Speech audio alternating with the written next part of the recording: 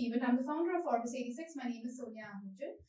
Before I got into Web3, I was the global program lead at Broadcom, and I oversaw a program that brought in 90 million of revenue and about 40 million operations across Europe, North America, and Asia.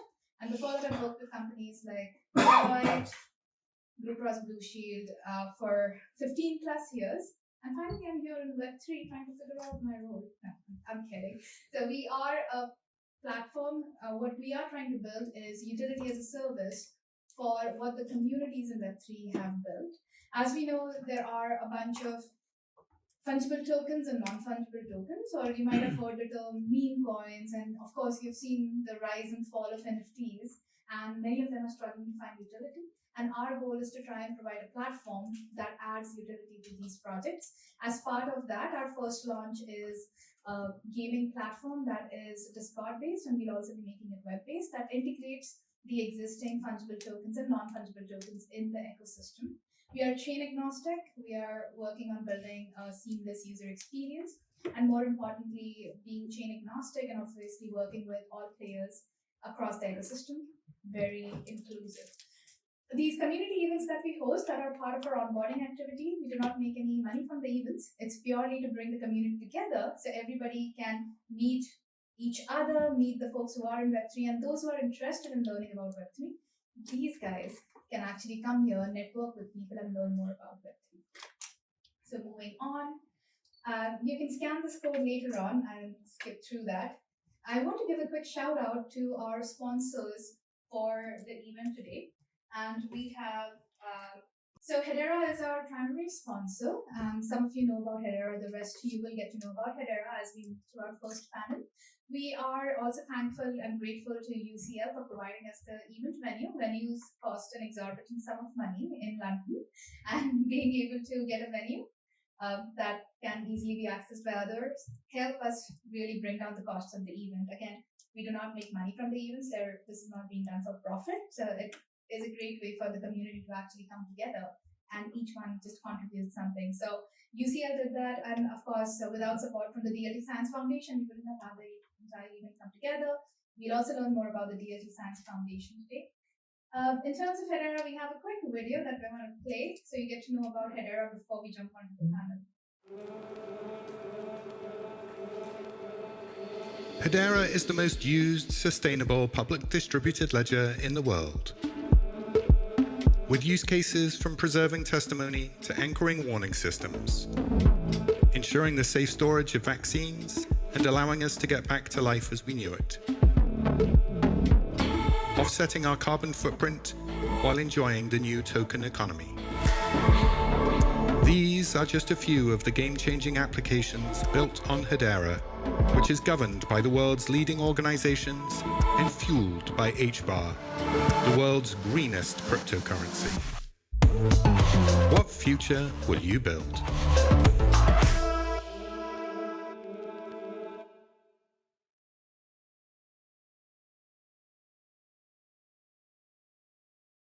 So we learn more about Hedera's mission here, the sustainability aspect that was quickly touched upon this video in our first panel. I just want to give a quick shout out to all our ecosystem partners. This is actually the 14th event that we're hosting. All of our events have been free, and we have hosted 10 plus events in the US, and we have hosted a couple of events in India. This is our first event in London, so thank you all for joining us in this wonderful journey over here. And of course, without the support from our ecosystem partners, either as sponsors or even literally just as partners helping us out on the day of the event, put the event together, this wouldn't have been possible. Also, a shout out to all of our media partners. We have a bunch of media partners that we work with who provide coverage for the event after the event is done, and also to amplify the message and take it out to audiences outside of those who attend the event. For this event, our exclusive media partner is the CoinBrit. They are a crypto publication that has been around since 2018, and you will actually see us host more events with them, especially if you're coming to Token 2049. Keep an eye out for the events that we're going to be hosting out there in Token 2049 at Dubai and then Singapore later in the year.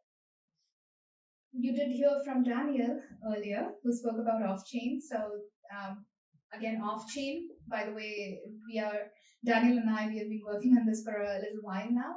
But besides London, I've also partnered with off-chain in Dubai when we had one of our events in Dubai on Jan 17. And in San Francisco, we have actually hosted a couple of events together. So off-chain, a non-profit for bringing Web3 communities together. They have chapters across multiple countries. So, even again, if you're looking for some more local events, keep an eye out on off-chain London. And now finally, I would like to welcome on stage all of our panelists. Unfortunately, Daniel had an emergency, so he's unable to join us here, but I'd like to call upon the remaining panelists. All right, so without further ado, what I would like to do is let our panelists introduce themselves to the audience over here, and then through the discussions, you will learn more about what they are working on, and also you learn more about DSF and Hedera. So I'm going to start from Ron there. Ron, if you don't mind, you can flip your ID. Oh, sorry, Walter. And even Ron needed to flip it, so there you go. All right, so Walter, why don't you go ahead and introduce yourself, and we can move from Walter to Juan to Ron. Hello, everyone. Thank you for joining us for this event.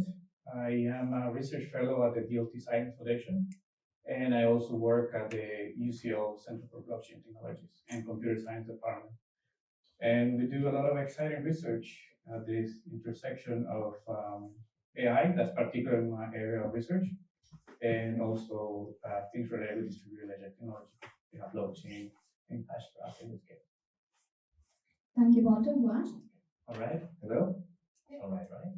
Okay, my name is Juan. I'm the Chief of Staff of the DLT Science Foundation. That means I do a little bit of everything at the DSF, the foundation, bringing all our different teams together and ensuring that the vision of the organization is executed. I also am the lead for all things sustainability related at the DSF. It doesn't mean I do all the work, that would be impossible, but I have a great team that works with me and is doing some fantastic work. We're doing research on blockchain energy consumption, applications of blockchain for sustainability, blockchain for carbon trading and other environmental assets, and many other initiatives, some of which Walter is doing, blockchain AI and sustainability, and well, there's much more. So I'm happy to tell you about it. So. Yeah, in a couple of minutes you'll learn all about it. And Ron. Hi everyone, can you hear me? My name is Ron. I joined DSF, I think, nearly 8-9 months ago. Previously, I was in the international development industry, focusing on emerging economies. But particularly, my passion is also scaling startups. And I actually came across blockchain technology and DLT as part of my research for emerging technologies and particularly helping third world countries in the global south with supply chains. And I'm in the operations team, but also work along with product research and marketing. Thank you, Ron. So before we move ahead, earlier I'd asked how many people know about DLT Science Foundation, and you saw how many hands went up, right? So most of the people here in the room do not know much about DLT Science Foundation. So perhaps we can start with the background. Why was DSF founded, and what is its mission? What are the objectives? And Juan, would you like to go ahead and give us an intro? Happy to take that.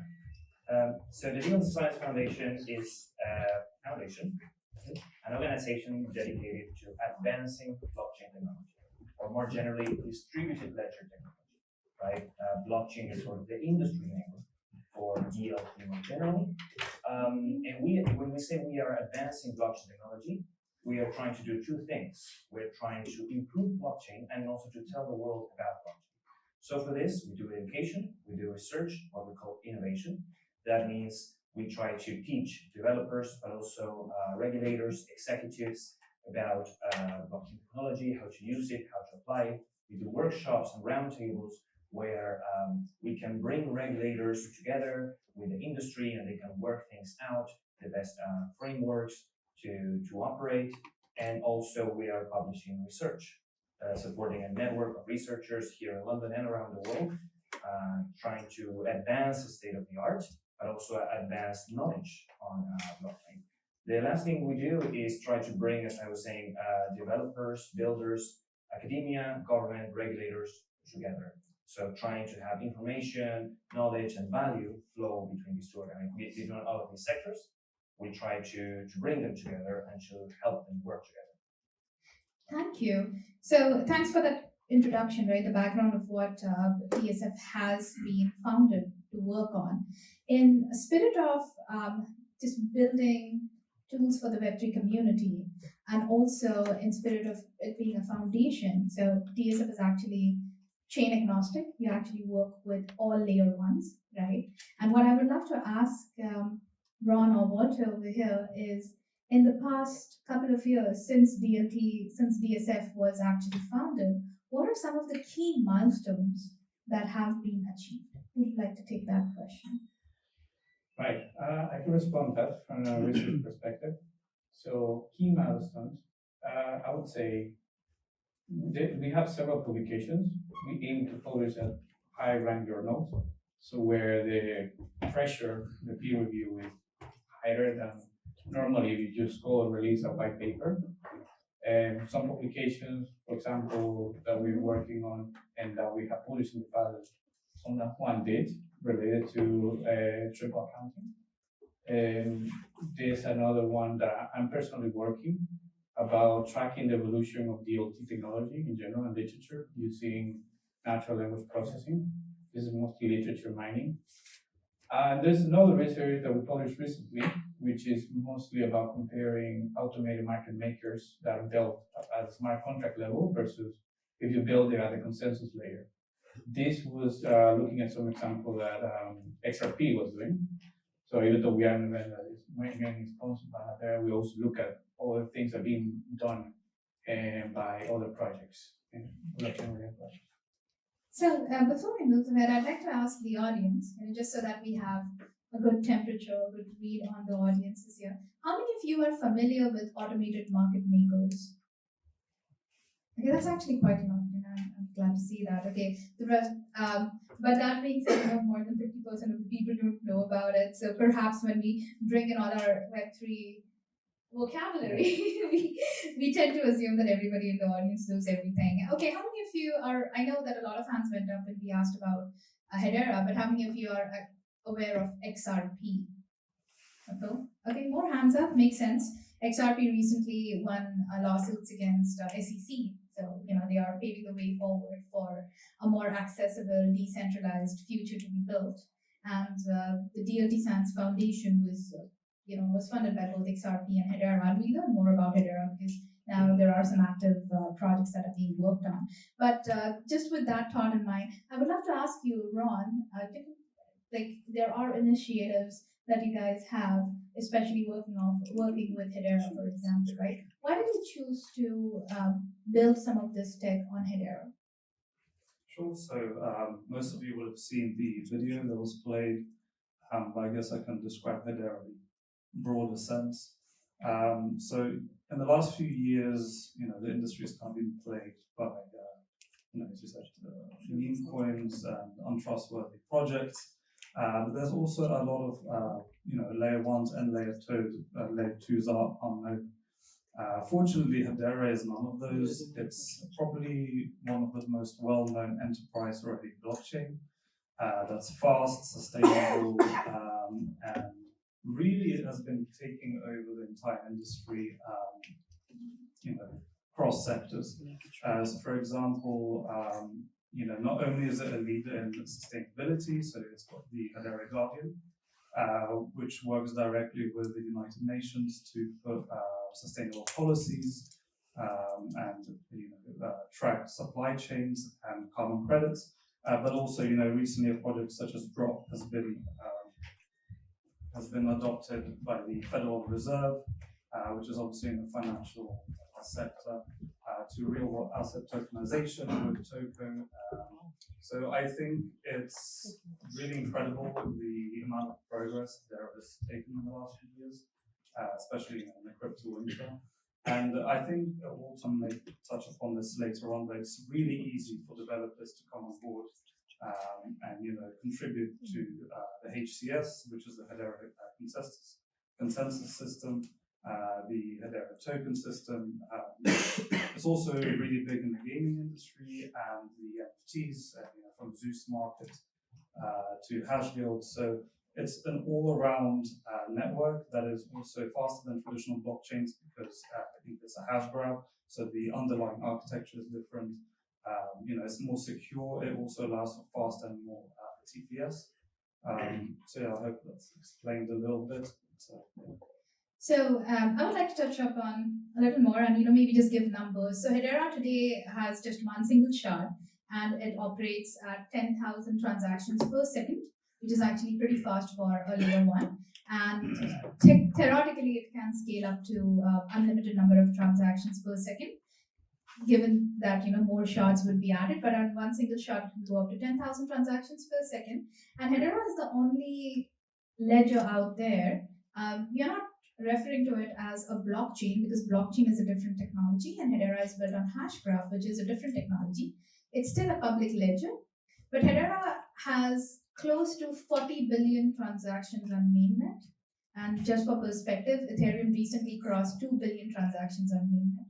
But since 2018, Hedera has already processed close to 40 billion mainnet transactions. And also in terms of the gas fees, Hedera is the only ledger out there that has fixed gas fees in US dollars, which is what makes it a favorite with enterprises. And most of the transactions on Hedera cost $0.0001. So that's how fast and cheap it is. And we were talking about the ecosystem. The ecosystem is great, so you guys can ask any of us questions about Hedera later on too. Now, we were talking about Hedera's focus on sustainability. You did bring up the point of carbon credits. And earlier today, Juan, we were talking about what the DSF is doing in terms of advancing sustainability. And you also spoke about a new program. So in thought of trends for 2024, right, since that's the theme of our event, I would now like to ask you that what is it that excites you, that you're building, that we should all look forward to coming out of DSF in this year or the next year? All right, so there's a lot to unpack there because we are doing a lot of initiatives in this realm. We're really looking forward to Earth Day in April, when we're going to be announcing a lot of what we're doing and what we have been doing so far. So you're getting alpha here, guys. So stay tuned to the channels. But I'm going to tell you something about some of these things. Indeed, one of the reasons we work with here is trust, sustainability, but they also have these shared values with us. That's also why they are very comfortable with us being blockchain agnostic, which is something we need to do when we're doing research. We're not an incubator that can only work with one blockchain. We're doing for one ledger. When we're doing research, we need to speak with all the ledgers, with all the technologies. Otherwise, this research doesn't make sense. And in terms of sustainability, we've been doing research on crypto energy consumption. You may have seen and carbon footprint. You may have seen some of that, but there's a lot more coming there, and I'm really looking forward to when we're going to be sharing this, which is the latest by Earth Day. But recently we've also launched, also with the support of the HQNFTs Foundation and working with many other leading institutions in the ESG space, an initiative called DLT Earth, which you can find at dltf.com or dlt.earth, which is an umbrella for a number of initiatives where we are working to advance sustainability. One of these sub-initiatives is a hackathon that started 2 weeks ago and is going to be ongoing until April. You can still sign up, where we are working on methodology digitization. So I can touch upon this in more detail later, but when you are sequestering carbon and assembling markets for carbon trading, for instance, there's a lot of problems with what the quality of the offsets is, of the credits, the transparency, where they come from.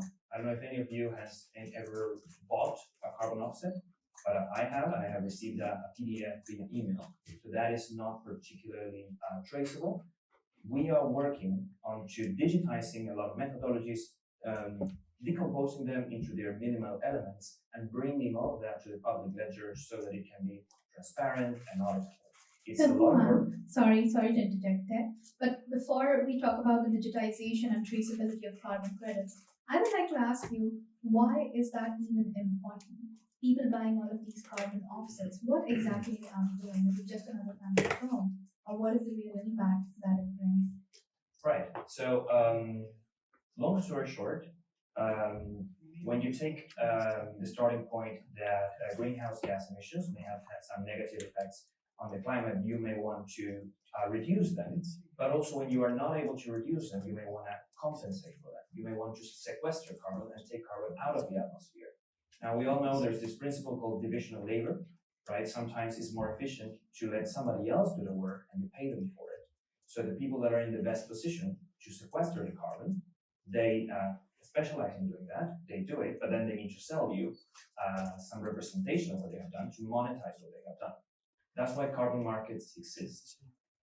However, there's a transparency problem. There's a lot of players claiming that they have sequestered carbon when they haven't really done so, they haven't really done so well, or when they have done it well, they kind of prove that they have done it well.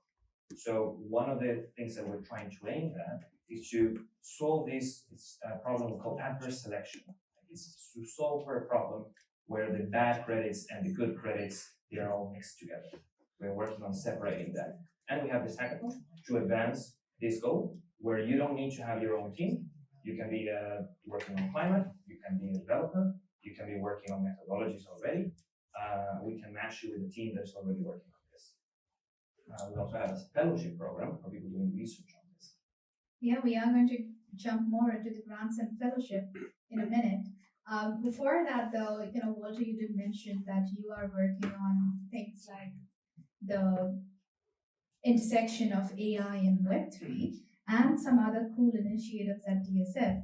So thank you, Juan, for touching upon the sustainability carbon credits part. What more cool stuff is happening at DSF? Can you let us know? Good question. So just today I was finishing writing a paper that was in the conference. Hopefully it goes well. Fingers crossed. Which was about taking all the literature that you can find existing of DLT and look how it has evolved from all the cryptography primitives for Merkle trees. Sorry to bring another term, but that's for how you can connect a block with another block, etc., register a transaction. From cryptography, from peer-to-peer networks, and you see how that evolves and compares to Bitcoin. And then after Bitcoin, you see how these other branches appear where you see Ethereum and you see other projects popping up. Right, to carry something like that, you can use natural language processing in order that you can summarize all the text and then make it simple and easy to understand. That's one way that we're working on. Another way is, which is quite popular, you have seen probably, is using large language model. There recently released one called Climate GPT, which was a large language model that they pre-trained with a lot of text related for ESG topics. We are looking into doing some things in that regard. I will not give you that much details until it's officially published or available for the community. But things that we do like that, we release, apart from the knowledge, we release the code and things, and even the data sets that we use for that, because that helps the community in general for reproducibility, or if they want to use the data set for carry further investigation into those topics. And at the same time, it helps if, for example, you're building a product and you might want to use some of that research. So that's one of the beauties of open source. And that's how we also were trying to contribute to the community. And that part with the research. Thank you. So in addition to all of this stuff, Ron, I would like to ask you, for 2024, right, what's something exciting that you are working on? I think that on behalf of DSF in general, we have so many projects that we are currently in the first quarter still trying to prioritize which ones we're going to go for. But I think that because we have a great focus on education, innovation, and research, the great thing is that a lot of our team members are working together in unison. We actually have weekly R&D meetings where we discuss sorts, from new ideas to kind of end stage products that are about to go to market. Personally, I'm quite passionate about improving the efficiency of DSF as an organization. We're really lucky to have a great team, very multicultural from all ends. of the globe, and I think we just push each other forward to make sure that we tackle this problem in the industry. That you're either on one, you're not either in the VC space or just in the research space or just in events and marketing. We're really trying to present our research in an open and honest manner, but also bring communities. Like for example, I think it was in LA back in November. There was Hedera's event, Hello, Future Life. Hello Future Life. It was a great space to learn about new exciting projects that are more in the creator economy industry. I think this year is going to be probably our biggest year yet. We have a lot of grants that we are continuing to monitor. Some of these are to do with kind of new methods of maintaining keys. Also things like decentralized intelligence, and also the ownership of sort of music entitlements and royalties. All of those areas need to be carried out in an efficient manner, and hopefully a lot of them will be finished this year. And also, of course, we are launching quite a few products in Q1, Q2, details of which will remain with us. Today. Quite a lot of things to unpack, but stay tuned. Thanks, Ron. Well, since we started talking about grants, just before we hit that, I wanted to follow up on one last thing with you, Walter, and obviously I follow up on the grants too. But earlier today, we were talking about remittances, right? How global remittances are a huge issue. And in the past few months, Hedera and also the crypto economy in general, we have seen other chains like even Stellar, some Stellar work in there. And with Hedera, we have seen some really fantastic adoption of cryptography, of hashgraph, being used to solve real-world challenges like remittances. Even today, when I have to send money I have to pay my employees back in India, sometimes the salaries get stuck for 10 to 15 days, and then I have to pay from my personal bank account in India. And I'm like, what kind of world are we living in? Unfortunately, I can't pay them in crypto because India has this weird tax regulation where all crypto is taxed at a 30% capital gain, but you cannot write off any capital loss. So you just pay 30% for God knows what. Even if you get $1, you have to pay 30%, and the employees wouldn't really be very happy if every salary they got, regardless of how much it was, resulted in a 30% tax cut. So I'm still stuck with that. But I've heard that you guys are doing some fantastic work with remittances. So I'm really excited to hear about it. We were looking at it. We have not worked that in depth, but for what we look at, so some of the examples that Hedera did with 2 governing council members was with the Shinhan Bank from South Korea, and another one was from the Standard Bank of South Africa. So what they do is, if you want to send money from one place to the other, in the middle you can have your liquidity pool. That's pretty much you put a stable coin and another stable coin representing one country to the other country. So that way, when you send money from one side to the other, the settlement happens in the liquidity pool, which can be set up to execute Hedera, for example. Or what you can do is use the Hedera consensus service in the liquidity pool. You can have it in a different place. But that's one way how you can do that. For example, as a proof of concept. So today, just for reference, right? How much time does a typical remittance take today, and how many signatories are typically involved in that process? Versus when you decentralize it, what is the benefit? Because I know, it's cool to talk about these things, but in real life, right? What is that difference that we are making when you put remittances on chain, like you mentioned? So the main benefit, just putting numbers, would be, and your example is taking you 10 days. Another example might take you 2 days or 6 days if you use other big services, right? If you use a service like this, that you are doing settlement on chain, it will take you like 1 minute.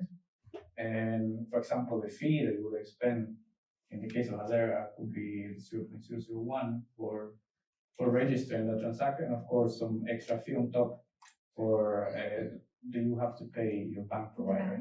But it will be very small compared to, for example, $40 that probably you will pay someone like Western Union for executing that transaction. And still, and you still have the same KYC, AML type of things being executed on this side of either bank. So you have to worry about those type of things. But what you're trying to solve is the payments to be set up in a faster and cheaper way. If I may, because I don't know if everyone is that familiar with these DeFi terms. So we talked about automated market makers, but I think so. For those that are not that familiar, the problem is a problem of separation of ledgers, like when you're transmitting money from one country to another, and also conversion of currencies, right? So in essence, the technological advantage of this is one, you are using a single ledger that is shared, but that nobody needs to trust on each other on the maintenance of the ledger. So that solves one of the two problems. The other is a problem of the currency conversion, which takes time and is inefficient, and somebody may take a slice along the way. The automated market maker is an algorithm that where you have a pool, a bucket of, say, two assets, it automatically finds an exchange rate between the two and automatizes the exchange process, and it immediately finds the price. So it's a technology like much faster than an order book. It's one of the primitives of DeFi, and this is like the value proposition. And again, we are reducing the number of middlemen over here. And as we know, every time you have a middleman, whether it is a man, machine, a system, a process, there is going to be a specific cut. So overall, the fees that you pay in the process, those fees are reduced. And that way, it actually makes remittances more accessible to everyone globally. So many people, like in the US, we have a lot of wage workers. And I'm from California, so I'm referring to the United States. And many of them, they need to send money to like Mexico or down to South America. And even if they want to send a couple of $100, they have to pay like $30 or $40 in fees, which is ridiculous. Because that $30 to $40 in places like Mexico or even in India could mean food for a family of four for even like a couple of days at least, right? So that's something to keep in mind. And with the advancements of technology we see now, we could actually tackle all of those problems and tackle them efficiently.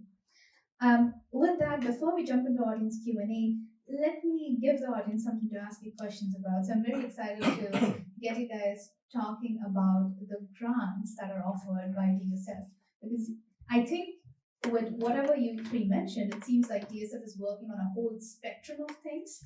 And if people want to work with DSF, what kind of grants, fellowships can they get access to? What kind of support comes with that? Maybe I'll start taking that one. Sorry for speaking twice in a row. Division of labor, right? We have a great research team, but we can achieve so much more if we also reach out to knowledge and work that's being done outside of our borders. So we have a fellowship program. You can find it in our website. There's also a contact form there. We are supporting not just research, but also enterprise work, development in the given areas, right? So one of the areas Ron was mentioning, tokenization of media, entitlements, fractional ownership of music, copyright. There's really interesting areas being worked on. We have decentralized intelligence and plenty of other subject areas. So we are always like opening our ears to people that are working and connecting them with the right people as well. Because one of the things that we have is a lot of connections in academia, but also in industry, with regulators. So that's something we're doing. Now, also on the sustainability side, we are launching a specific sustainability focused fellows program where we will be funding researchers across the entire world. You can find that in DLT.com, and we will be providing more details on that soon. Where the point is to identify, it's not just for blockchain in itself, it's for carbon markets in general. So if you are doing work, or if you like to do work on what challenges real world carbon markets are facing, well, we need to develop that knowledge so that we can also identify the technology to solve it, because we don't want to be a solution in search for a problem. Some other areas we're really interested in, and you're more than welcome to reach out, are data privacy and security, governance, best practices in governance. We're trying to bring transparency, right? So if you're also doing work in forensics for crypto, that's super interesting for us. Interoperability, and of course, sustainability and AI with blockchain. Thank you. And what would you like to follow through on this? And also another, especially in terms of transparency, right? Maybe you can also talk about what kind of like these fellowships. What is the amount of these fellowships? And I know you don't have to give an exact figure, but hey, at least for the audience members to understand that hey, if you're applying for a fellowship, what can we expect? And then if that goes somewhere, is there like a next stage in which you can actually help these people grow? You already mentioned you have the industry connection, so would love to also learn about that. I cannot give you exactly a number, but and I will leave it to my teammates if they want to say a number. For example, there was a project recently called Decentralized Recovery that had their date, DREC, where DSF provided support to one of the industry partners, which was the building blocks. So Daniel, who was going to join us today, he will probably can give you some views into his experience in DSF in that regard. So for that project, which was a very big project, because people also Algorand and brought other players together to develop a protocol to recover your keys or your wallets in case you lose them. It would not be the same as if it is a smaller project where you're doing a research in a very specific niche topic. That's a very interesting project for those that again that are not familiar. When you buy your first crypto, you're probably going to use something like Binance or Coinbase. So you just have a username and password. But when you want to manage your own crypto directly, which in a way long term is kind of the point sometimes, you need to manage your keys, right? So people are writing down keys in a piece of paper that then they can lose, or in a ledger device. For many, that is an intermediary stage of the evolution of technology, but we should go towards some sort of service where somebody takes care of your passwords in a way, but it's nobody in particular. That is decentralized in itself. So that's this project. And yeah, support maybe sometimes if it's like we are supporting a fellow, it's according with what would be a PhD stipend, and sometimes it's much more significant support. Appropriate to the scale of the business. We're not an incubator, but if you're doing, we're doing more like foundational work. And then in the Hedera ecosystem, for instance, the Hashgraph Association and the HRAP Foundation, they are doing more of incubation and scaling work, respectively. So if you are doing work with us, then we can also connect you with them, right? And they can also support you in further stages in your way to the market. Thank you, Juan. So we can open this up to audience questions, maybe one or two, and we'll keep the answers to like 30 to 45 seconds so we can wrap this up. Yeah, all right. So you mentioned the automated market maker. Is that something you're actively working on, or the solution is actually there? It wasn't clear to me where you're at with that. I can respond to you. So what we're doing is benchmarking. So how you benchmark for example, an automated market maker built as a smart contract versus an automated market maker that is at the native level, at the native protocol level. What's the difference? Will this be faster versus this one? Will you have more slippage in this one versus this one? So that type of research, because you don't have part of the example Uniswap, PancakeSwap, Balancer, etc., etc. Most of them are smart contracts. You don't have an example of one that is the native consensus layer protocol level. Yeah, which is that example. That's a proposed thing that XRP has. It's not implemented, but as a researcher, you're curious. Would that be better? Would that be faster? I say, shall we try to see and answer this question? So then we go and research that topic. And then after we try to respond to that topic, we release that to the community, and then they can either see or try to reproduce what we did, or provide feedback, and they might say, well, I don't know, I think you should try this type of combinations because the way you did it might not work, etc. And then we go back and try to redo it. So just to sum it up, like, right now they're researching AMMs at the native protocol level versus AMMs as smart contracts, which is what we see 99% of the times today. And what's the difference between the two, the pros and cons? DSF again is a research institution, but all of this research as a foundation, it's available to the public freely, and all the code that they created and that is released to the public, so anyone can take that and work with it. Do we have any other question? Yes, just be loud. But how is the DSF funded itself? So the question is, how is the DSF funded itself? I'm just repeating for the audio devices. Yeah, for the recordings, yes. So we got support from Hedera itself, and also from Ripple. Ripple in particular is very involved in one of our initiatives. They call the UK Centre for Blockchain Technologies, or UKCT, which is a particular initiative that we're running in the UK, obviously, to advance blockchain technology here and work with regulators here. But we are also working on a series of products that is part of our self-funding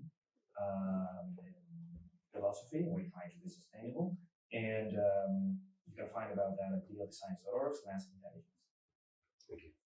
Thank you, guys. So you can ask more questions once we get into networking. We still have 2 solo speakers, and then we have another panel. So again, I would like to thank my panelists here, and thanks to the lovely audience. Hey everyone, pleasure to be joining us. Can we get a thank you to the hosts for being able to bring us all together?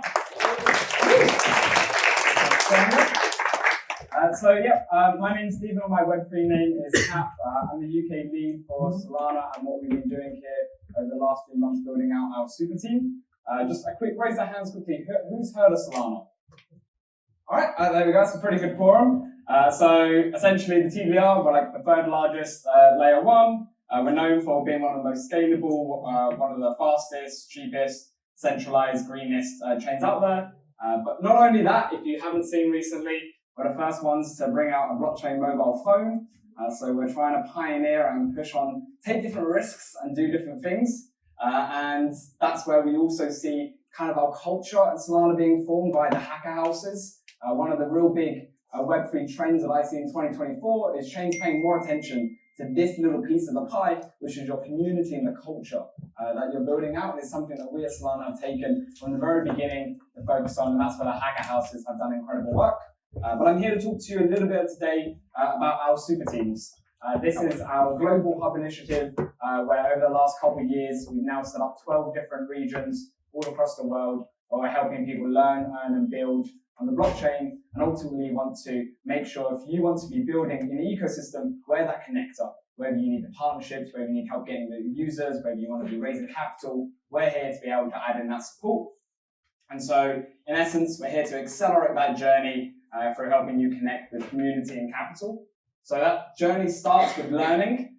So if you're ever new to Web3 and you want to share someone like, how can they get started? I found the EasyA app is a perfect opportunity. You get initial instructions, tons of different chains there, not just Solana, but a great way to start that journey, and also learn a little bit of code to go a little bit further. So that's where we usually send people to begin. But then when you're ready to go that step further, and anyone here in this room that does want to take that step further, whether you want to be a developer, whether you want to be an entrepreneur, different path you want to take, we're here to help guide that way and show you the best opportunity. So we have tons of different Web3 accelerators that we work with, in Code Club, Builders Alliance. There's tons of really cool opportunities that we want to make sure that you guys have the best chance of getting into. And we with our super teams, we can help get you under the way so you're able to slide on in nicely.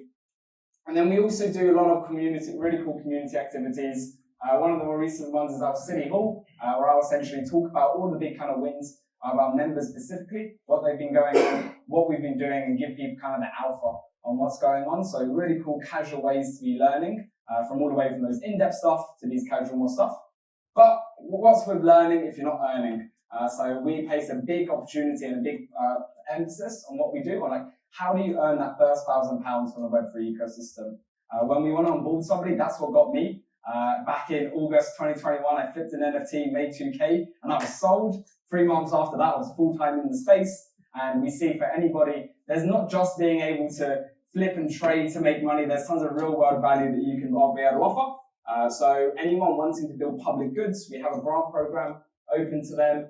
There's also grant programs for writing, doing content, creating dev tooling, hosting events. Like, there's tons of really cool opportunities for you to get funded for what you're doing. And that's at earn.superteam.fund/grants. But if you don't have your own thing that you want to build, you can do 3-month contracts, whether it be little projects or bounties. Again, earn.superteam.fund, amazing space to be able to find all of those that you can check out. We also do some unique things with our XP. So again, like it's not going to get cold hard money in cash, but it will get you once in a lifetime experiences. We've flown members out to Berlin, we've flown members out to Amsterdam. We've used this to be able to offer really cool opportunities to the people who want to showcase that they want to be there at the forefront.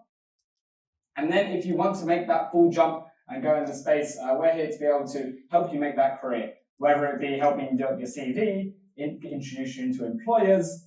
We're here to be able to guide you all the way. We have a UK partner here called B Experience, help get that all set up, and then there's tons of jobs on Solana that we're able to connect you with. And ultimately, we want you learning, earning, and then building. This is where a lot of my attention goes to, on all the new startups and teams within the ecosystem. You heard earlier on about hackathons, and that's, again, a big part of what we've tried to do at Solana. Over the last couple of years, we've been setting up these big global online hackathons which run for 5 weeks, where the focus is less on coding, more on the startup. We're looking for that next big unicorn, and then that's our goal when we go into these regions, to find those unicorn founders and to help them achieve that goal. So when they're up there doing our Oscar speech, they're like, I couldn't have done it without Super Team. They were there for me from the very beginning. And for us, we want to be able to achieve that. So in the last previous hackathon, there was millions in prizes. We had 42 teams from the UK go through, 35 of which we helped one-to-one, be able to get them through that. And we had 7 winners. That ranked the UK second in the world of number of winners, speaking to the quality that we have here. Even though we didn't have the highest submissions, we came out with the second most winners. So it shows that there's incredible opportunities here, and we want to be able to find each and every one of you that wants to be able to build something great in the space. The next one is coming up. It's on the 4th of March to 8th of April. It's a little bit of alpha. If you're interested, you can scan the QR code and already sign up to be all ready to go. Again, this is focused on teams that are like, you're wanting to build that big startup in the ecosystem. And then at the final end, what do we do? Well, we want to chill and relax and spend time with one another. We host tons of events all across the UK. Things really cool. Orbis, you've been able to do, congratulations, doing your first UK London event. If you're ever interested in joining more with the ecosystem, we do tons. You can follow us on @SuperTeamUK on Twitter or any social to be able to keep up to date. And the next big one that we have coming from Solana is going to be the London Hacker House. This is our flagship event that we do. There's going to be 4 this year: New York, Dubai, London, and Bangalore. So London one is the 5th and 6th of July. You can register there to be able to join us. It's all completely free. You've got to go in there. 2 days of absolutely pure good vibes. I hope to be able to see many of you there. But that's my little lightning talk. Thank you all for listening. And if you're here to reach out, as many as. So one of the topics that we've all spoken a lot about today is community coming together and people together moving us forward into the future. To me, that means that it's all about participation, right? It's an open invitation where Web3, the internet, means that you can play the game too. And that's a magic thing. Like, if you think back in the day, and you can tell by a receding hairline, I remember back in the day, before the internet, you just had broadcast media that threw content at you, whether you're watching TVs or movies, reading books. There's no way to participate with each other or to talk back to the source where it came from. There's this magic moment where all of that changed. And this is one of my favorite cat photos, and I've got cats, so I've got a lot of cat photos, but this one is famous. So in 2007, this was the first meme that came out. I can have cheeseburger. And it was just someone who had a fun cat and a fun photo, put some text in it, put it on the internet, and it went incredibly viral.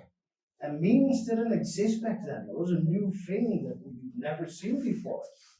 The magic of this photo, though, is that it wasn't just a funny cat, it was also a message that says, if you have a funny photo and you know how to put a bit of text on it with MS Paint or whatever you're using, you too can play this game. And I think most of the people in this room probably exchange memes, so you know that this culture is still ongoing. If you look at things like TikTok today, it's still exactly the same thing, where there's a song that comes with a dance, but everyone can play along. You can even go to YouTube, learn the dance by someone showing it in slow-mo. I've never tried it, but I heard it's possible. But obviously, these are the things that make the magic that we see on the internet today, and that's what we want to create with Shardeum as well. Shardeum is a name that's a contraction between sharding, which is a database technology to make things really scalable by dividing the data up between different systems, so they each individually take care of a small part of the data set. And Ethereum, because we're EVM compatible, we think Solidity is really cool, and we think that that is the most accessible language for people to use. The result of this system is that it's incredibly high performant and it scales linearly with the amount of validator nodes that are working on the network. It's not a traditional blockchain. It uses a quorum of multiple validator nodes. Now, one of the goals that we had was to enable that same participation. If you think about things like the Bitcoin, the original one, you would need millions in hardware to be able to participate in the network. You need a data center, cheap electricity. Most people would not have access to it. And if you look at the technology underneath it, there was a core group of about 10 people maybe that control all the source code that goes into what makes Bitcoin work. That is not open to participation at the low TPS and high transaction fees, and it's really for the few. So that's what we're changing: super low transaction fees, full scalability, easy to use, and accessible. It's EVM and it's Solidity, everyone can play with it. And as you already kindly mentioned, we're seeing a lot of interest in it. 500,000 people, 550,000 people now on Discord. That's the second largest L1 community. We've got 35,000 people running servers with validators. Again, accessibility is important to us, so the system spec you require is quite low. Everyone can participate. We've had 303 events, 18,000 people participating in it, and we're still just in our beta nets. Our incentivized testnet is launching in a couple of weeks. Mainnet is launching shortly afterwards. This thing is spreading like wildfire. And again, it's that feeling of people coming together and making it happen that makes it so fun to work on. Now, obviously, we want to go far beyond that still, and that's where my role kind of comes into play as well. As I mentioned, if you look at projects like Bitcoin, Ethereum, accessibility for engineers to participate and innovate is relatively low. Even if projects are open source, there's often a small group of people who are the captains, the committers, as they say in the open source world.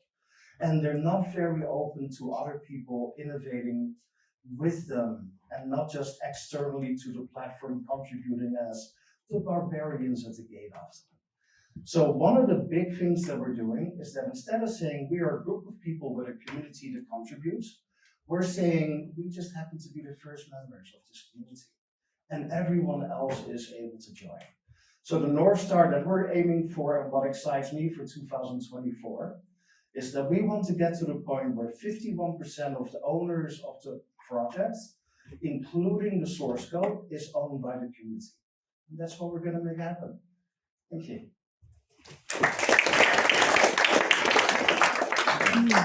Okay, starting from the left, I'll let Caitlin introduce ourselves and they can introduce you. Okay, hi. So I'm just introducing myself. Yeah. Hi everyone. How's everyone tonight?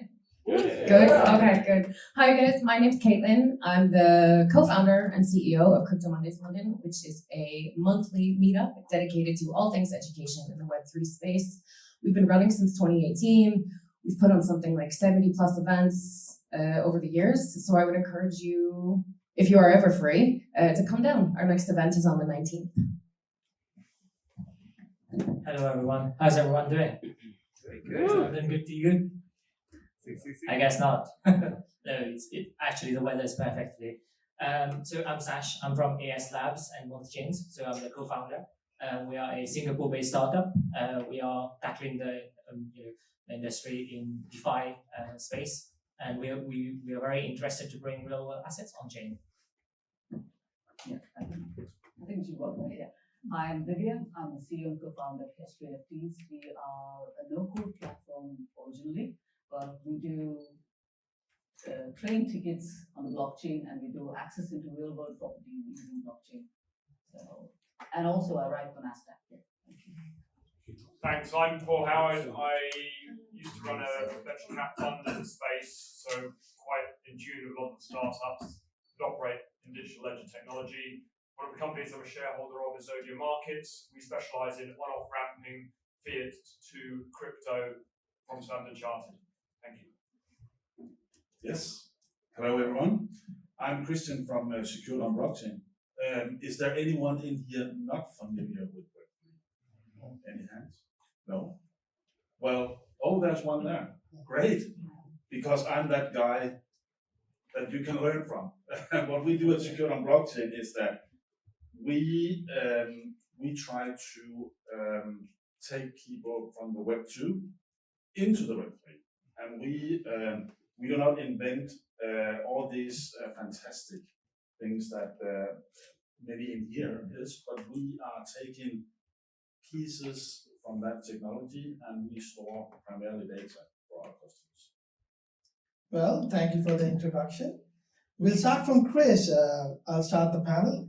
The first question is, in the context of decentralized business horizon, like Web Trends in 2024, how do you see the specific innovation, the approaches to the blockchain space that will be instrumental in creating a seamless transition from Web 2 to Web 3?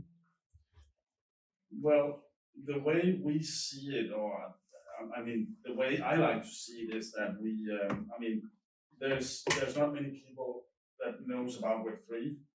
So what I like to see is for the future is that we are onboarding from Web 2.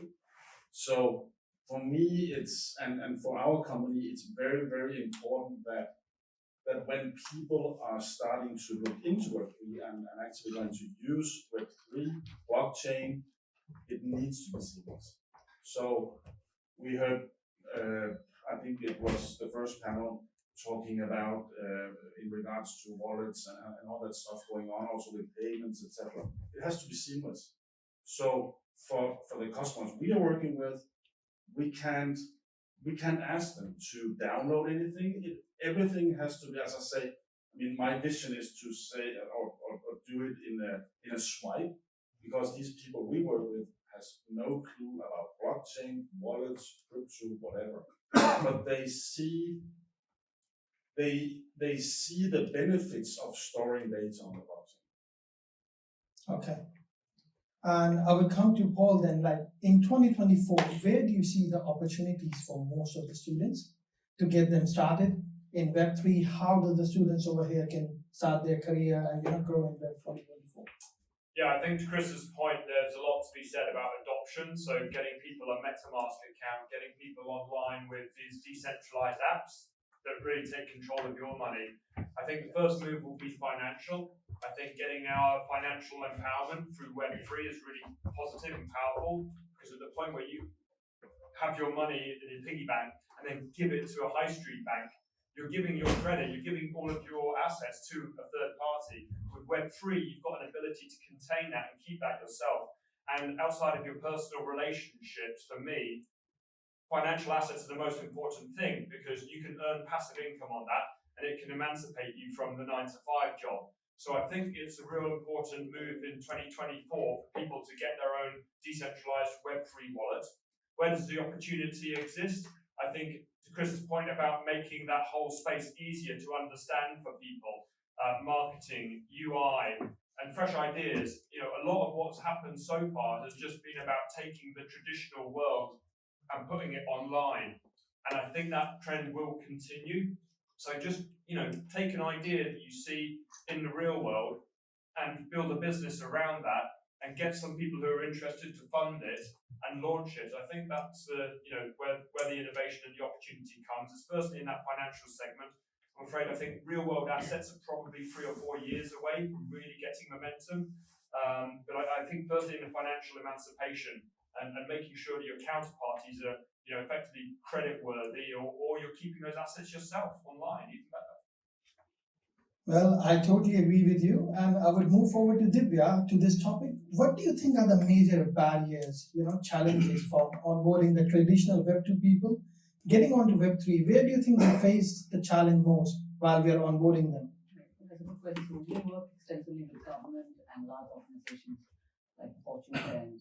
And some of the challenges that we see is that even just simply owning a web wallet, right? You've got to know your mnemonics. You've got to, you've got to know which chain you are on. If you're on if you're transferring USD on an Ethereum, you have a different network you've got to use, or if you're using it on finance, you've got to use a different network. So it's too complicated, and that's the big sort of challenge area.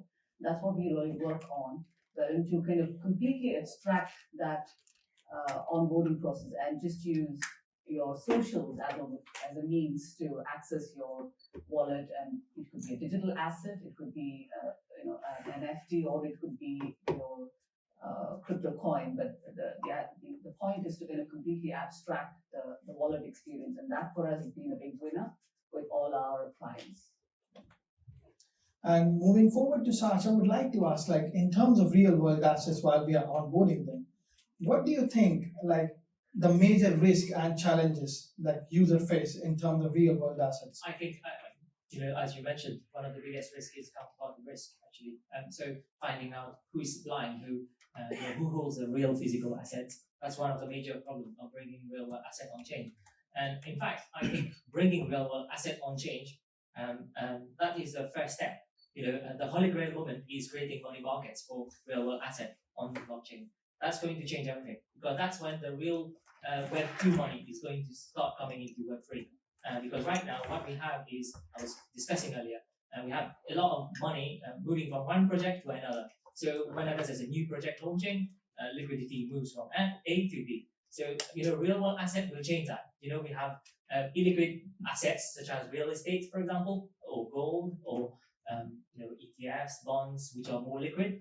Those assets, once they go on chain and they become more liquid and more much easier to trade, and also it gives investors more agility to perform their business. So for example, right, real estate is one of the biggest hyped real world asset. We are still a long way from that, but imagine you're a $1 billion asset holder, you have a large real estate portfolio, and you go to your bank. It will take months sometimes to get that, to get the loan collateralized against those. Whereas if you could just get the valuation done and you have a proper tokenization partner, that could happen within minutes, and that could change everything. So those real estate asset holders suddenly could be very liquid, just similar to holding a bond, and that can change everything. Well, I completely agree with you. Now, Caitlin, I would just like to ask you, where do you think the institutions trying to involve in Web3 space, where do you think they can most benefit from, and how the institution role will come into play? I think my experience with institutions love regulations. So I think as soon as you introduce Bitcoin into the traditional finance market, which is what is happening with ETFs, I think that you'll see a renewed sort of interest from institutions for that reason. I think some of the challenges that come up with that are sort of inherent to the regulation argument, which has been going on a lot, which is sort of reconciling the innovations and the interests of the stakeholders with those of the policymakers. In terms of opportunity, I think the more regulations that are introduced, the more comfortable sort of Joe Public will be, using crypto and blockchain technology. Okay. I will come to Paul quickly from this. In terms of building our own Web3 business, trying to get in fundraising, since you have experience in VC space, how do you think the new projects coming into trying to build their own Web3 project, how do they consider the fundraising? The Hedara Foundation is, a bit of a plug for them, but they've been doing a really good job with some ethical projects that I've seen. So I think understanding who the big players are, whether it's like Avalanche or Nia Foundation, and what their goal is. not that I've got any interest in these projects, right? But like Nia Foundation, for example, they're trying to get a stable coin, so they're interested in financial wallet type projects. Hedara, they're interested in empowering third world farmers in India, for example, and projects like this. So if your project can align with the vision of the foundation, that's a great way into the foundations, and you can meet them all at Barcelona for Avalanche Fest or whatever they call it, or DLT or the various events that go on around London, and meet some of the people who work at these places. I think everyone's really approachable, and I think compare that to traditional finance. You try and get a loan from JP Morgan or Citibank, you may as well just sit at home and play Tetris. Right. And with Sash, you have already launched 2 of your startups. Like when you start raising funds, for a startup, for a new project, what are the things that you evaluate in terms of fundraising, and how do you think that it plays a role when somebody's trying to raise their money? Absolutely. I think, having 2 startups, I can tell you that fundraising can be the easiest part if you have great contact. But, there's 2 kinds of money. There is the easier money, and then there is the, smart money. So you want to get the smart money on your cap table. And by that, I mean having good investors on board. Because raising can be very easy in Web3, like you mentioned. But having good investors on board is very important, because that will play for you or against you when you go to the market.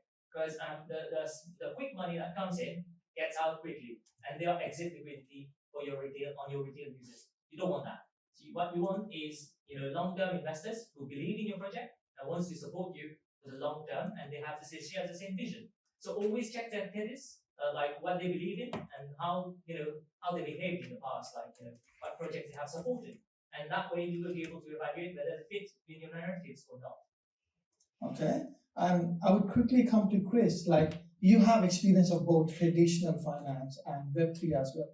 So where do you think the projects, the startups have to come grow to raise their funds?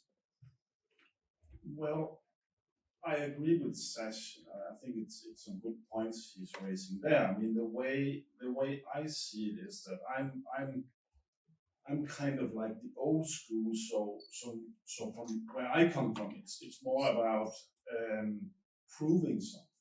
This proof of concept. That's where I work from, and we have spent.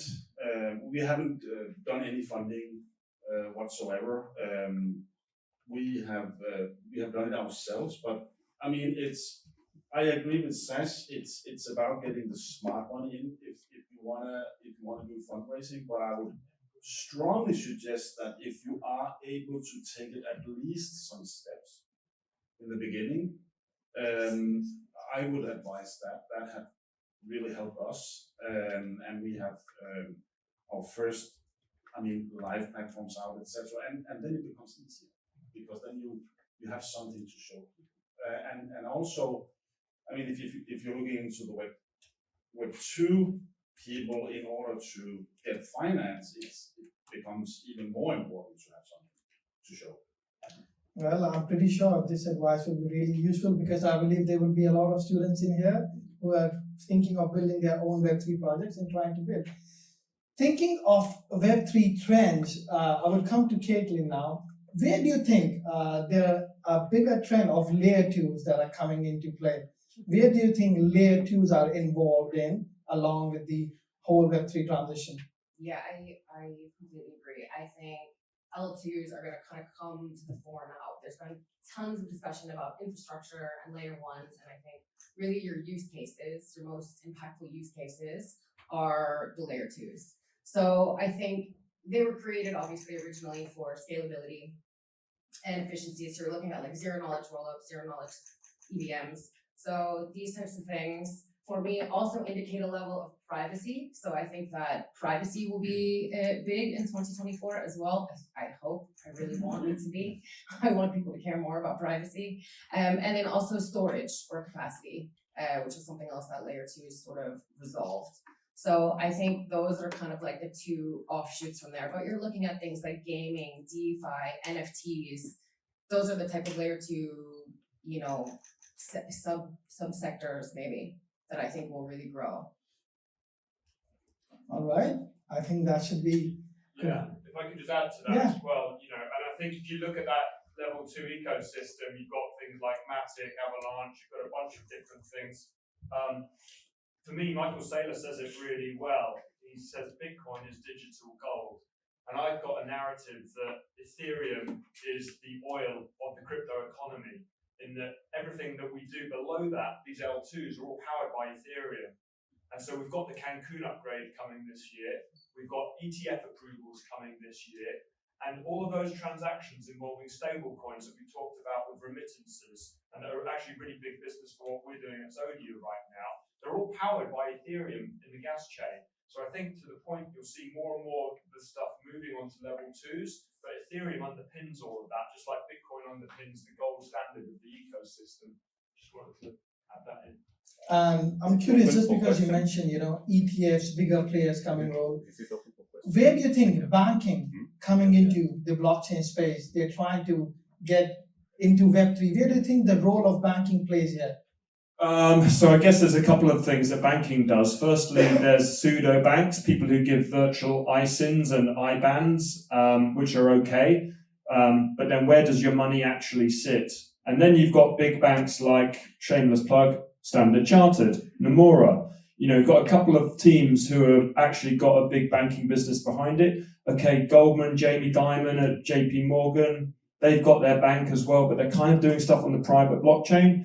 So I think companies that are quite forward-looking on the high street will recognize that they need to be on board with digital assets at some point, because the neobanks, the Revoluts, the Moxies, the Monzos, they've taken market share away from these guys, and they're going to continue doing it unless they get on the bandwagon and realize what people need. So yeah, I think they're going to be diminished in the future, and there's so much red tape with them. Yeah. Right. And Chris, where do you think the traditional banks and businesses who are trying to get into Web3 and integrate decentralized horizons, how do you think they can integrate the blockchain into their businesses in terms of traditional business, and how do they can evolve? I think we are starting to see some of it on the basics. It's all about getting all this, as I used to call it, like the we are talking up here when we are in the Web3 spaces and we are all talking to each other and we understand all of it. So it's about taking it down, starting with all the standards, and I think that many companies are actually already starting to realize that they can utilize on the blockchain, but as I see it, and I should say that because I'm one of them, they need people in between who can make that bridge towards the Web3. That's how I see it. So I think there's a layer in between there, and I think there's plenty of room for it, and that's how I see it's going to really pick up in pace now in 2024 and 2025. Yeah, we all believe 2024 is going to be a huge year because we have ETFs coming in, big players coming in. And along with the banking, I believe real estate sector is also coming into play. I would love to ask Divya about this, like real estate getting into NFTs, and how do you think it establishes the trust when considering real estate and NFTs? So yeah, we work with a bunch of real estate and property management companies, and they use it for various reasons. One is basically just to fractalize land, and with that comes a host of problems, in terms of how do you fractionalize, what is the legalities behind it. So it's not just the tech that is involved. There is an aspect of the legalities around it, and how do you structure these deals. So there is when you look at real estate, it's quite a complex aspect in terms of setting up these wherein you take that one home and you make it literally into like a company, and then you're splitting those that particular digital asset into fractions, and each of them becomes a share. So there's a whole lot of complexity around it, which is so beyond just the technology. And we're seeing these play out as challenges right now, because this involves everything from lawyers to the SEC at some point in time and all of that. So it's not just like a single problem that we're dealing with. It's like a bunch of people that you have to interact with, have conversations with, and just be on top of your whatever you do, because a change in your smart contract could impact what is happening in the legal aspect. If there's a change in the legal stuff, there is an impact on the smart contract and so on and so forth. So yeah, that's what we're noticing. Yeah. I think there's something around those lines as well. I think there's another thing that is very important to keep in mind is that the speed of things. I mean, the Web3 is like 1 month in Web3 is like 1 year in Web2. And I actually spend, even though I work in the Web3 space, I spend 90% of my time outside Web3. So there's also something there that both parties need to understand. And especially, I think, we in the Web3 space has to keep in mind that once you start your journey, I mean, especially if you want to work with Web2 companies, you have to realize that it's at another pace. Well, I'm pretty sure this year we'll have a lot of new things to see. We have traditional finance, we have ETFs, and also I would like to ask Sash, because he's been in this game from past 8 years. Where do you think, along with real estate, along with traditional banks getting into adopting blockchain, any other trends do you see that will come into play this year we can expect? I think what is the biggest trend would be tokenization of assets. I think that would be the biggest trend in the next 3 to 4 years. We're going to see lots of major protocols, and I just want to touch base on the part of regulation, right? I strongly believe, because blockchain goes so fast and stuff, I'm pro regulation. However, I think regulators need to give us more space to play with, because this is an experimental ground right now. They need to give us space to play, to build, and then the regulation comes. We work together, similar to how exchanges were, right? Exchanges were not regulated 5 years ago, right? And they need to give us that time to build, experiment, and then they come with their sandbox licenses, and then we work together with regulators. We create the proper, appropriate, guidelines. I think that is a way forward, in my view. Forcing organizations that are testing technologies of the future to be regulated is too early right now. We will not get the best out of them at this stage. Yeah. Just to put this into perspective, the lawyer that we work with is actually the lawyer who first kind of brought about these some sort of legislature around fractionalizing land. So this is it's like absolute cutting edge that you're dealing with constantly. And you're working with innovators, you're working with those first movers all the time. And so it's, you're really at bleeding edge at this point in time. It's so true. Like, I just want to jump in and say, like, we are all early adopters. Like, the fact that we're even having these level of tech conversations, right? We're all early adopters in the space. And we have to, I think, realize that, because we get so caught up in it and so excited, and we're talking about these things, and we all speak this language, this jargon. And I know I'm trying to explain this to my dad or someone else, like talking about market trends for Web3, he doesn't know what Web3 means. So it's like this kind of idea to pause for just a second and recognize where we're at in terms of adoption and things like that. I think we think it's coming faster than what it really is. Well, I'm pretty sure we'll be seeing a lot more things that will surprise us. Just because Sash talked about the tokenization, where do you think the tokenization game will come more into play? You have stocks, you have bonds, you have commodities, you have many other things, you have oil. Yeah. Where do you think the tokenization, how do you think it will evolve? I think where we will reach the holy grail moment would be when venture capital money will start flowing in, hedge funds, etc. Large asset managers, start balancing the portfolio on Web3, fractional ownership. That's a big thing. I think that's going to be the holy grail moment of crypto. Okay. Yeah. Agriculture. Yeah. And there's one more thing, smart credits for farmers and small businesses, and I think that's another big market. Yeah. Yes. And Caitlin, where do you think the implications for trying to tokenize the assets will come? How will they implement the tokenization? I mean, I think it's already happening. Okay. I just think it's happening more slowly than we think it will happen. But I think we're already in that phase. Things are like ownership, real estate, obviously, agriculture, all of those things will be tokenized. All right. And Chris, what do you think about this tokenization happening? They're trying to tokenize everything. Earlier they said no, crypto is this, like that. Then they're trying to tokenize even the traditional assets, oil, you name whatever they want.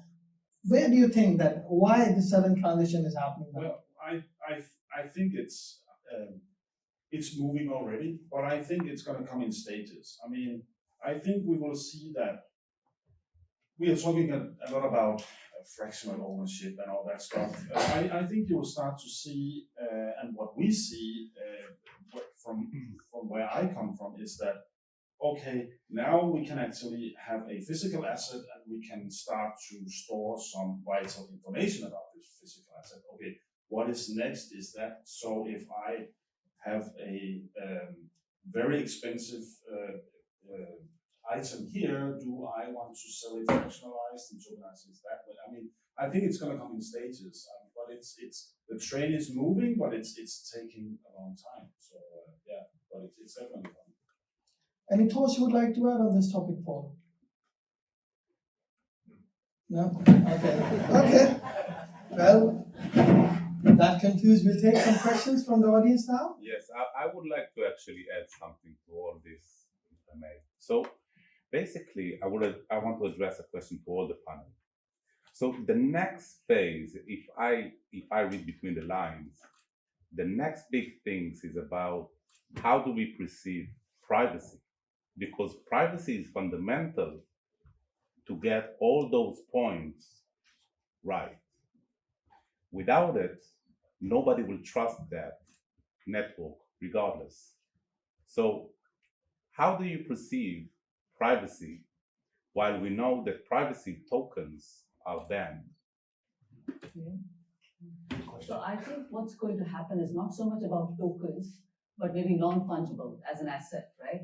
What's possibly going to happen is that most of these businesses, even we do that, we abstract the blockchain layer completely. And then if I have to prove to you that I own something, I'm just going to use ZK proof. So simple like this. So let's say I have two balls, I have a black and a white. I don't have to show you black and a white. I just need to prove through that piece of code that I own black and white. That's it. So that's going to happen. What's going to happen in the over a period of time, especially with non-fungibles, because non-fungible is a technology that makes blockchain work. That's my personal belief, because any asset that needs to be moved or anything needs to be fractionalized, you have to use a non-fungible. While art must have got the fancy of all of us, and we all were got to know about blockchain and NFTs through art, but actually it is a vehicle to move any data point. So in terms of these sort of applications, what's going to happen over a period of time is that the blockchain layer will be completely abstracted. So you won't even know there's a blockchain. You won't even know which blockchain it is going to be. And then if I have to prove to you that I own something, I will just use ZK proof.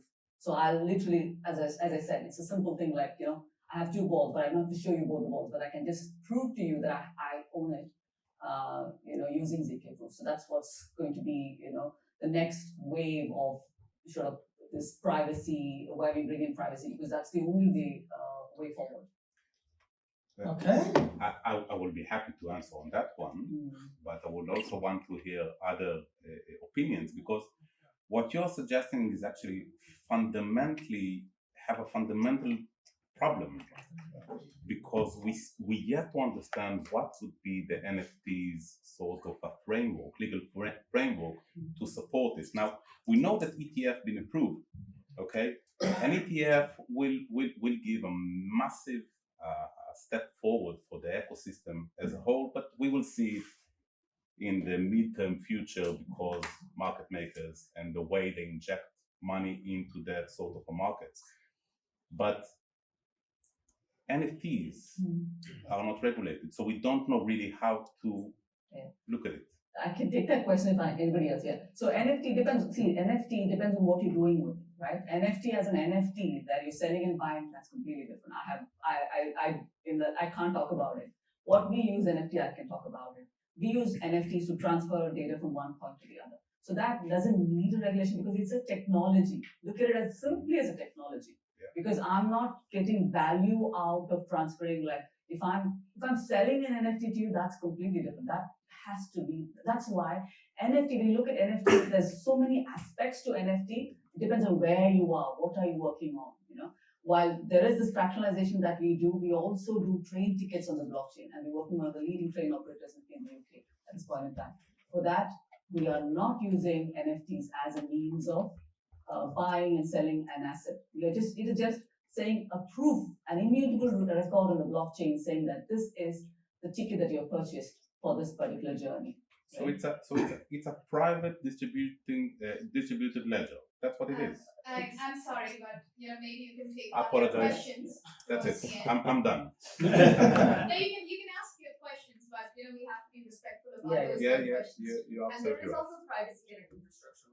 You're looking at things like mixed nets, garlic routing, onion routing. So move forward. Sorry Yes, about it. I believe we have other people, yeah. Yes. Any other questions? Hi, yes, I'm Thomas Mason, work at the BBC. My question is about, you talked about traditional banks getting nudged out by neobanks. So I'm wondering, are we going to see more things like crypto rewards cards, like one I have from Plutus that gives me up to 9% cashback versus maybe 1% cashback from a traditional bank? And also, do you think there'll be a bit of that crypto will get closer to free in some of the fees and charges that actually British banks are quite good at? They don't charge you for deposits or transfers or having a debit card, whereas what you're describing as as what underpins crypto, things like Ethereum gas fees are actually pretty expensive. So do you think we'll see more freeing for the crypto world and better rewards in the traditional banking world? Yeah. I mean, a mirror of kind of what I was saying earlier, which is take a traditional industry and then put it onto the blockchain and get the cost efficiencies from doing that. Reward cards, reward points are an example of that. And you'd use a level 2 protocol because obviously ETH costs $10 in gas or whatever it is. So, with the Cancun upgrade coming, that will make a lot of L2s even cheaper than they already are. Happy to have a chat outside as well on some of those topics. Yeah, I agree with what you're saying.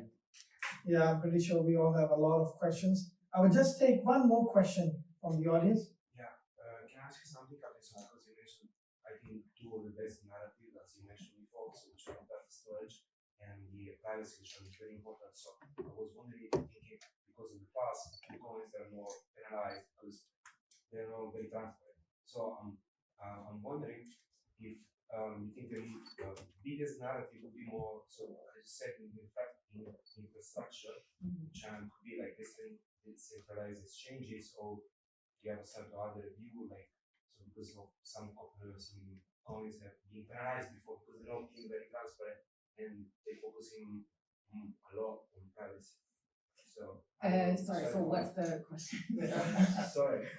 He mainly asking about the decentralized exchanges and the other part about how they're gonna evolve coming into the regulations playing in, and how do you think it will come? A balance between privacy and what like KYC or AML, for example. Like with Monero stuff, there were issues because Monero was private. Yeah, and it's such a big debate, right? Decentralization versus decentralization. Like, how truly pure is the decentralization? I think it's a really valid question, and I'm not sure that I actually have a straightforward answer for that, because I think it depends on the user as well. Like, what's more important to the user, So just on the exchanges point, I think you're going to see hundreds of exchanges going bust over the next 2 years. That's right. And I would just take one last question. I think she wanted to ask that. Yes. Hi, I'm a compliance consultant and full disclosure former regulator. My question is addressed to Sash. How can you justify easing up on regulation and protecting consumers for several years in the spirit of innovation when we've had so many scams, such significant issues with FTX, exchanges, et cetera, Signature Bank, whatever. So I just want to ask, how can you say this, given the harm that some of the consumers that are innocent people who are not well educated necessarily about cybersecurity. How can you say this? I know. So Yeah, she's basically asking about the FTX and all these SVB bank collapse happening. Then how do you think that it will come into play? How can you say that industry is evolving and there are no bad actors into the game? Like I said, I'm pro regulation. So I totally agree with her. I strongly believe retail users need to be more protected, and I get your point. However, in industry, every industry, right? When you are at the beginning, there's a bit of risk. I think it's like a disclaimer, right? When you are investing in crypto, especially retail, they need to be aware. This is high risk. I think your banks tell you why you are depositing and why you're putting money in Coinbase or Binance to buy crypto. They tell you, you actually in UK you cannot do a lot of on and off ramp with different exchanges. So there is that disclaimer already. I think what people need to understand that this is what we're trying to build right now is something for the future. There's a lot of risk. Of course, there's bad players. I'm totally against meme coins. I think centralized exchange shouldn't be listing that because that is supporting the wrong people. In fact, there's no narratives around listing a meme coin in Coinbase or Binance. So they are actually exit liquidity on retail users. Unfortunately, it's not up to me to do that. It's exchanges. They have to be responsible that they are affecting people's lives. And the same way FTX, I think it could have been prevented really if action was taken. Yeah. Thank you. Yeah, I believe we have a lot more questions. I think we can all discuss and ask each other in a networking session. So I'll just conclude that panel over here. Thank you everyone for joining.